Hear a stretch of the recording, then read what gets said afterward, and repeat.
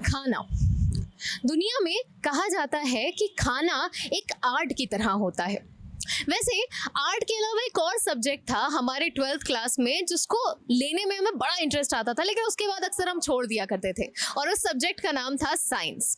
अगर आज मैं आपको बताऊं कि आर्ट और साइंस का यही कॉम्बिनेशन खाने के मिक्सचर के साथ मिला करके आज हम आपको दिखाने आए हैं, तो शायद आप चौंक जाएंगे।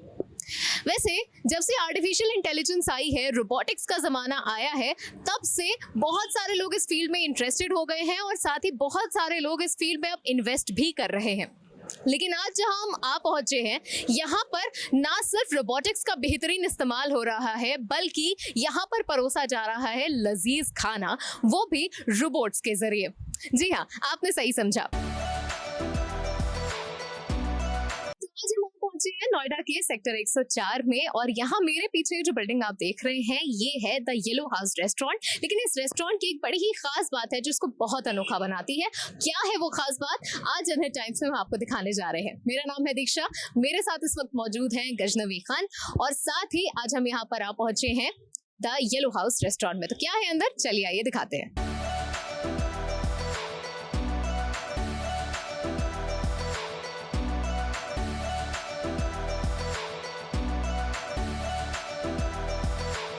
पहुंचे अंदर अब येलो हाउस के, और साथ ही मेरे पीछे आप यहाँ पर देख सकते हैं बहुत ही ब्यूटीफुल सा बैकग्राउंड यहाँ पर सेट किया गया है। आपको बता दें कि जो द येलो हाउस रेस्टोरेंट है जहाँ पर इस समय हम खड़े हुए हैं, इसकी फ्रेंचाइजी बेसिकली जयपुर को बिलोंग करती है। वहां पर कई सारे रेस्टोरेंट्स हैं, और जो यहाँ के ओनर्स हैं वो भी चाहते हैं कि दिल्ली एनसीआर में भी इसी तरीके की एक पूरी फ्रेंचाइजी शुरू की जाए। तो यहाँ पर इंटीरियर्स में आपको काफी चीजें राजस्थान की कल्चर की भी दिखेंगी। इसके अलावा आपको बता दें कि ये एक मल्टी क्यूजीन रेस्टोरेंट है, यानी कि यहाँ पर एक छत के नीचे आप कई सारे क्यूजीन्स का लुत्फ उठा सकते हैं। अब हम अंदर चलते हैं, अंदर की तरफ आपको पूरा नजारा दिखाते हैं। यहाँ पर कितना खूबसूरत सा ये पूरा इंटीरियर है, और साथ ही यहाँ पर आप देख सकते हैं कि इंटीरियर्स पूरे यहाँ पर काफी लाविशली डिजाइन किए गए हैं। बेहद लग्जरियस सीट्स हैं यहाँ पर, और इधर जो छोटी छोटी सीट्स हैं, पीछे सोफास आप देख सकते हैं सामने, और बेहद ही खूबसूरत सा ये पूरा लुक है यहाँ पर जो डिजाइन यहाँ पर किया गया है। ये रिसेप्शन एरिया है। मेरे पीछे यहाँ पर एक मॉकटेल काउंटर आप देख सकते हैं, क्योंकि यहाँ पर लिकर सर्व नहीं होते हैं, और इसका जो इंटीरियर है वो बेहद खूबसूरत सा है। छोटा सा ही है लेकिन बहुत ही क्यूट और बहुत ही प्यारा सा यहाँ पर काउंटर बनाया गया है। आप एक छोटे से लॉर्ड बुद्धा की एक मूर्ति भी यहाँ पर देख सकते हैं जो अपने आप में काफी यूनिक है, और एक बहुत ही खूबसूरत सा व्यू यहाँ पर हमें मिलता है। और इससे ठीक यहाँ पर आते हुए, इसके ठीक एडजेसेंट यहाँ पर आते हुए साइड में एक काउच एरिया है, और यहाँ हमारे साथ मौजूद हैं जिनसे आज हम बात करने जा रहे हैं, जिशु बंसल जी, जो कि यहाँ के ओनर हैं। और साथ ही आज हम उनसे जानेंगे कि कैसे एआई यानी कि आर्टिफिशियल इंटेलिजेंस का यूज करके उन्होंने इतना खूबसूरत सा कैफे डिजाइन करवाया है। जिशु जी, बहुत बहुत स्वागत है आपका जनहित टाइम्स में, और बहुत खुशी है हमें यहाँ के बारे में आगे हम आपसे जानने जा रहे हैं। जी धन्यवाद पहले तो। और यहाँ के बारे में जी, बेसिकली ये रोबोट सर्विंग रेस्टोरेंट है। यहाँ पे आपको जो खाना है वो रोबोट सर्व करते हैं इंस्टेड ऑफ द वेटर्स। तो बस ये इतना ही है यहाँ पे जो स्पेशल है। बाकी खाना वगैरह मल्टी कुजीन रेस्टोरेंट है, तो जो भी आना चाहे गेस्ट हमारे लुत्फ उठा सकते हैं जी। यहाँ हम अब उनसे बातचीत करेंगे, इस रेस्टोरेंट का आइडिया उन्हें कहाँ से आया, और साथ ही जो सबसे बड़ा सवाल जो हमारे दर्शक इस समय सोच रहे होंगे अपने मन में कि क्योंकि रोबोट्स यहाँ पर हैं तो ये काफ़ी महंगा होगा। बट मैं आपको बता दूं कि ऐसा बिल्कुल नहीं है, और ऐसा क्यों नहीं है ये हम जिशु जी से यहाँ पर जानेंगे। तो फिलहाल हम यहाँ पे बैठ जाते हैं और अब हम उनसे आगे की बातचीत करेंगे। तो जिशु, सबसे बताइए, स्टूडेंट हैं, तो एक रेस्टोरेंट फ्रेंचाइजी का आइडिया आपको कहाँ से आया? बेसिकली ये होटल मैनेजमेंट में सेकंड ऑप्शन था आफ्टर द जर्नलिज्म, और बाकी फैमिली का भी सपोर्ट था जी, पूरा सपोर्ट था, क्योंकि F&B इंडस्ट्री में काफ़ी टाइम से हम आना चाहते थे, तो बहुत सी फ्रेंचाइजी देखी। तो ये रोबोट रेस्टोरेंट का कंसेप्ट बेसिकली जापान में है। जापान में 90 to 95% जो रेस्टोरेंट्स हैं वो रोबोट सर्विंग रेस्टोरेंट्स हैं। तो बस एक आइडिया होता है ना कि दिमाग में आया कि इंडिया में क्यों नहीं हो सकता ये, तो सर्च किया कि इंडिया में कहाँ कहाँ पे है, तो ये फ्रेंचाइजी दिखी जी मुझे द येलो हाउस की, तो फिर उसको हमने मतलब आगे कैरी फॉरवर्ड किया। तो जैसे आपने कहा आपने कई जगह ये सर्च किया, तो इंडिया में अगर आप हमारे दर्शकों को बता पाए कहाँ कहाँ पर रोबोट रेस्टोरेंट्स हैं अवेलेबल और अब कहाँ पर बंद हो चुके हैं?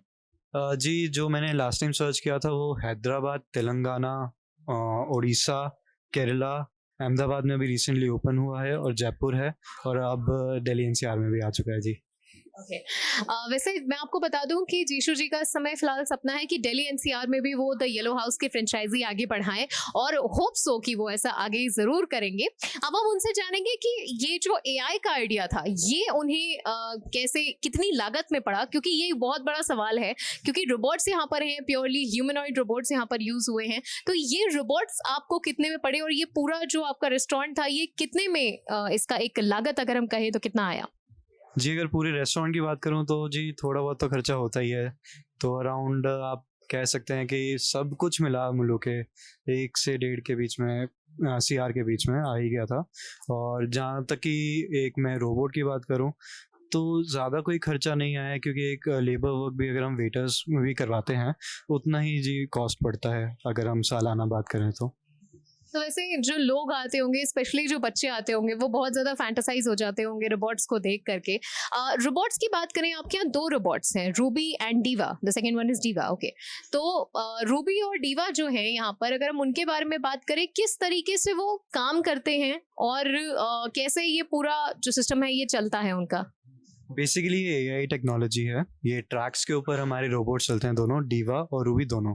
तो टैब होता है, टैब के अंदर कोडिंग्स होती है, अलग अलग टेबल की अलग अलग कोडिंग्स होती है। जैसे ही सर्विंग विंडो से फूड आता है वो ट्रे पे रखा जाता है, उसके बाद वो कोडिंग दबाई जाती है। मान लीजिए एक पर्टिकुलर टेबल पे जाना है तो उस कोडिंग वो उसकी कोडिंग लगाई जाती है, उसके बाद वो फूड सर्व करता है जी। अच्छा, मान लीजिए क्या कभी उनसे कोई फॉल्ट अगर हो जाए या उनके सिस्टम में कोई फॉल्ट हो जाए, मतलब उन्हें बेसिकली उन्हें पता कैसे चलता है कि सेम ही जगह जाना है, या उनसे कोई फॉल्ट भी हो सकती है? क्या कभी ऐसा हुआ है कि उनसे कभी फॉल्ट हुई हो?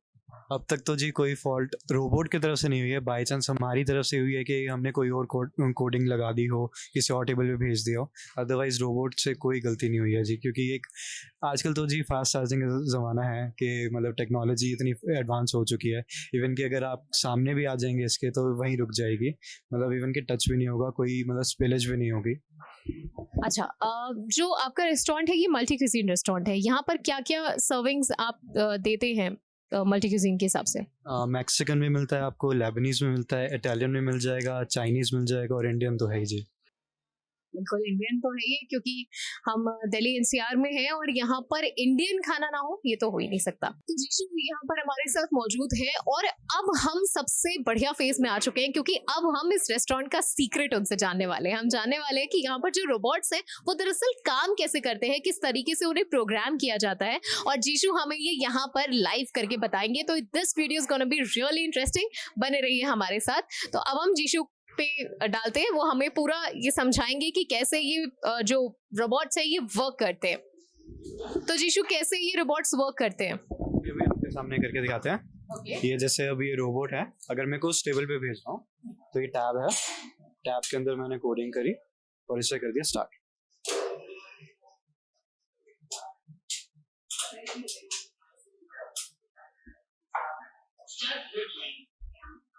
तो यहाँ हम देख सकते हैं कि ये जो रोबोट्स हैं ये वर्क कर रहे हैं। अच्छा, ये जो ट्रेज उठाते हैं ये कितनी वजन की ट्रेज हैं?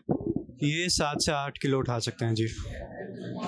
तो ये 7 से 8 किलो उठा सकते हैं, और आप देख सकते हैं कि एग्जैक्ट टेबल पर ये पहुंचेंगे, क्योंकि कोडिंग इनकी उसी तरीके से की गई है।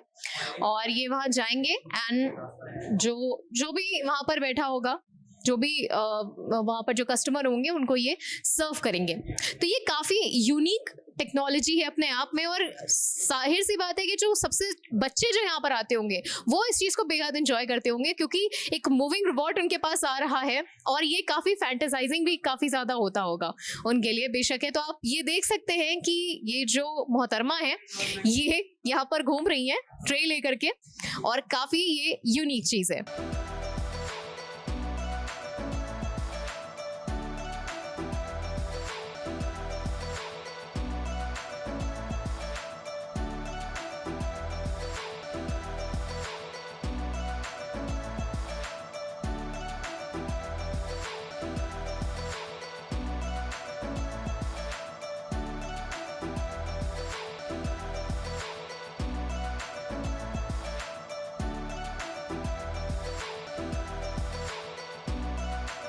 तो अभी तक हमने आपको ये दिखाया कि कैसे ये रोबोट्स जो हैं ये चलते हैं, इनकी प्रोग्रामिंग कैसे की जाती है, और कैसे ये रोबोट्स जो हैं वो एग्जैक्ट उसी जगह पर पहुंचते हैं जहां के लिए इन्हें प्रोग्राम किया जाता है। जीशु हमारे साथ अभी भी यहाँ पर मौजूद हैं, और अब मैं उनसे एक ऐसा सवाल करने जा रही हूँ जो बहुत लोगों के मन में आता होगा, स्पेशली जो नए एंटरप्रेन्योर्स हैं उनके मन में, जो ऐसा सोच रहे हैं। तो मैं आपसे पूछना चाहूंगी कि आपने अपने जो फ्रेंचाइजी है hospitality and AI, you have mixed both of them, मतलब आपने हॉस्पिटैलिटी और आर्टिफिशियल इंटेलिजेंस को मिक्स करके एक बहुत ही यूनिक कॉन्सेप्ट का थीम यहाँ पर जो रेस्टोरेंट है वो ओपन किया है।